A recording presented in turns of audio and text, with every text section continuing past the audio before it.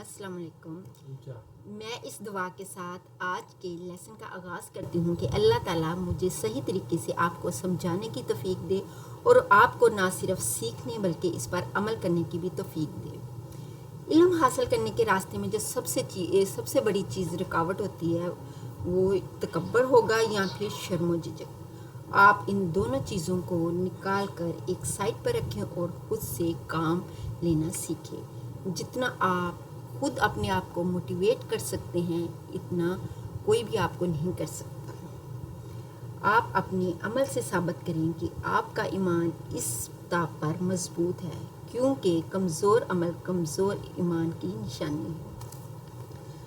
दीगर ज़बानों की तरह अरबिक ज़बान भी पहले वजूद में आई और बाद में इसकी ग्रामर तरतीब दे दी गई। हुज़ूर सल्लल्लाहु अलैहि वसल्लम के ज़माने में जो अरबिक बोली और लिखी जाती थी उसमें ना तो एराब इस्तेमाल होते थे, ना हरकत और ना ही नुक्तों का इस्तेमाल किया जाता था। क्योंकि अरबिक ज़बान एक ग्रामेटिकल और मैथमेटिकल ज़बान है, इसके अपने ख़ास क़वाइद व ज़वाबित हैं जो इसे आसान तरीन ज़बान बनाने में मदद देते हैं। हम जो भी अल्फाज बोलते हैं उनमें कुछ बेमकसद होते हैं, कुछ बामायनी होते हैं। तो जो बामायनी अल्फाज होते हैं उसके मजमूए को हम कलमा कहते हैं। तो कलमे की क्या डेफिनेशन हुई कि वो अल्फाज जो बामायनी हो, जिससे कोई मायने समझ में आ जाए, उसे हम कलमा कहते हैं। आगे कलमे की 3 अक़साम हैं। इसम, जिसे इंग्लिश में हम नाउन कहते हैं, फेल, जिसे हम इंग्लिश में वर्ब कहते हैं, और हर्फ, जिसे हम पार्टिकल कहते हैं। हम इन तीनों को सीखेंगे भी और इसको समझने की भी कोशिश करेंगे, लेकिन स्टेप बाय स्टेप। आज हम सिर्फ इसम को देखेंगे। इसम की वही डेफिनेशन है जो इंग्लिश में नाउन की है और उर्दू में जो इसम की डेफिनेशन होती है। बचपन से हम ये नाउन और इसम की डेफिनेशन पढ़ते आ रहे हैं कि किसी भी शख्स, चीज़, जगह के नाम को इसम कहते हैं। इसम में कोई टाइम फैक्टर नहीं होता। अरबी में जब हम किसी की सिफ़त बयान कर रहे होते हैं, किसी की तारीफ़ कर रहे होते हैं, तो वो सारे अल्फाज भी इसम कहलाते हैं। इसम की मैं आपके सामने अब कुछ इसम की मिसालें पेश करती हूँ। आप देखिए कि इन सब अल्फाज के आखिरी हरफ पर तनवीन है। क्योंकि उर्दू तो हमारी अपनी ज़बान होती है, उसमें हमें पता होता है कि ये किसी शहर का नाम है, ये किसी शख्स का नाम है या किसी चीज़ का नाम है। लेकिन आपको स्क्रीन पर सारे जो अल्फाज नज़र आ रहे हैं, तो आपको नहीं, अभी आप इसको नहीं समझ रहे हैं कि ये किसी इंसान का नाम है या किसी चीज़ का नाम है या किसी की सिफ़त है, लेकिन है ये सब इन सब में एक चीज़ मुश्तरक है कि इनके आखिरी हरफ पर तनवीन है। तो इसम होने की जो सबसे बड़ी निशानी ये है कि उसके आखिरी हरफ पर तनवीन होती है। इसके अलावा जो अल्फाज अलिफ लाम से शुरू हों वो भी इसम कहलाते हैं, और वो अल्फाज जिनके आखिर में गोलता या अलिफ ता हो तो वो भी इसम ही कहलाते हैं। आइए मैं अब आपको इसम की पहचान डिटेल में जाके करवाती हूँ। इसम की पहचान के लिए हमारे पास 4 क़वाइद हैं, 4 असूल हैं, 4 रूल्स हैं। नंबर 1, तनवीन। लफ्ज़ के आखिर में जब भी किसी भी लफ्ज़ के आखिरी हरफ पर जब तनवीन होगी तो आप समझ जाएंगे कि ये इसम है। जैसे रजुल। अब लाम हरफ के ऊपर डबल हरकत है और जो इसे इसम होने का इसके इसम होने का इशारा कर रही है। دوسرا جو رول ہے وہ ہے الف لام. جب بھی کسی لفظ کے شروع میں الف لام آئے گا تو وہ اسم ہوگا. تنوین کسی لفظ کے آخری حرف پر آئے گی اور الف لام کسی لفظ کے شروع میں آئے گا. جب الف لام آئے گا تو اس لفظ کی جو حرکت ہے وہ سنگل ہو جائے گی. جیسے یہ قلم تھا تو ال لگنے سے قلم ہو گیا.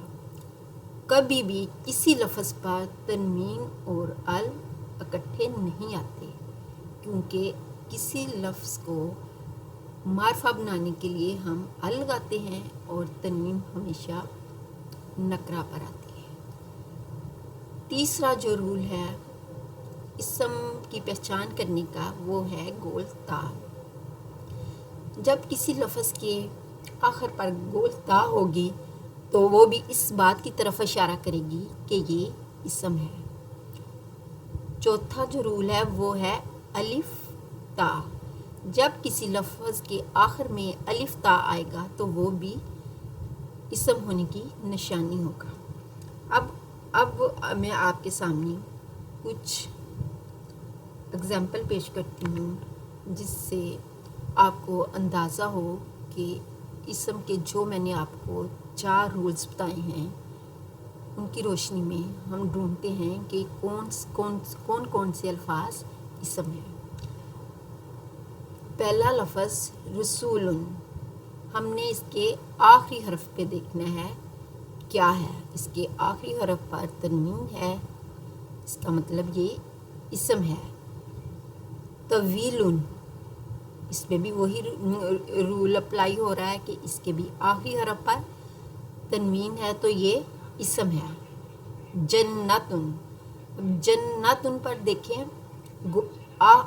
جنتن کے آخر میں گول تا آ رہا ہے تو اس کا مطلب اس کے گول تا ہونے کی وجہ سے بھی ہم اسے پہچان لیں گے کہ یہ اسم ہے اور اس پر تنوین بھی ہے تو یہ اسم ہے.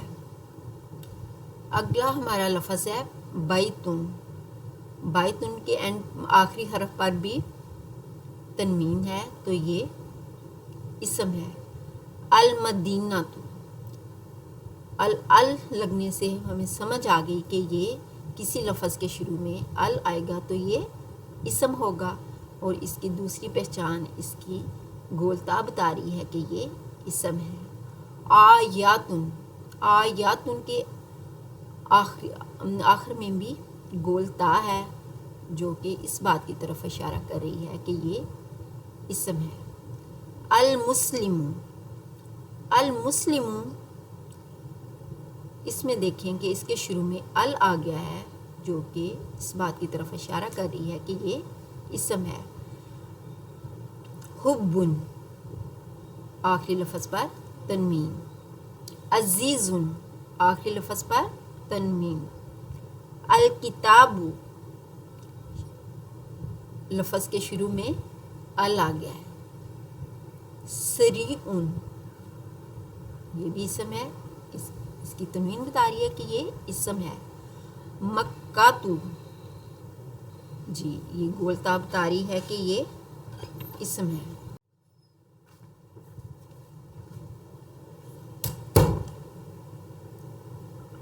اب آپ کو سمجھ آ گئی ہوگی کہ اسم کی پہچان ہم 4 ٹولز کی مدد سے کر سکتے ہیں، 4 رولز کی مدد سے کر سکتے ہیں.